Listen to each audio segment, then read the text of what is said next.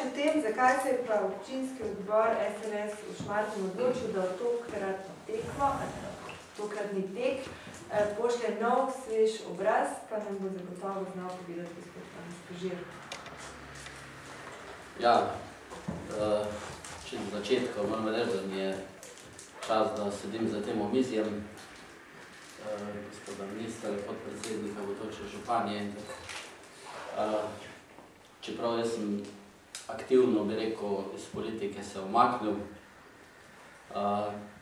tak v suportu sem pa seveda zraven kot član občinskega odbora in tu še delam z velikim veseljem.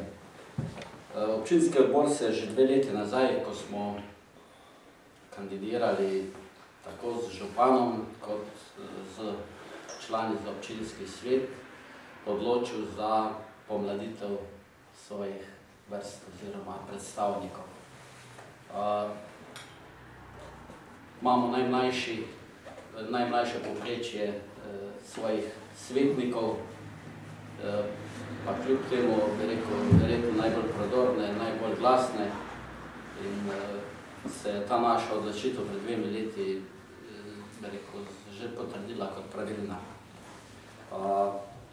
Jaz sem sicer že 2-krat kandidiral za župana v tej občini, 2-krat prišel drugi krog, 2-krat mi je zmanjkalo nekaj 10 glasov, ampak tako je pač, ne. Zato pa smo se dejansko letos odločili, da nadaljujemo ta svoj trend, se pravi, da v politiko na odgovorne funkcije imenujemo oziroma pošljemo mlade. Ker že sami med sabo vidimo na svojih sestankih, da tako rečem, da imajo neizmerno energijo, neizmerno veliko idej, da jih v parih dneh realizirajo. Ne Maja, imamo še nekaj takšnih, a ne.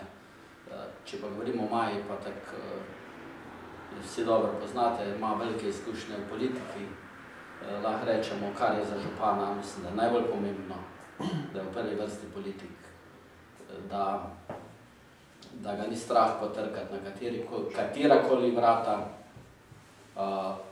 in Maji kot takile lušni punci bojo vsa odprta, bodite prepričani.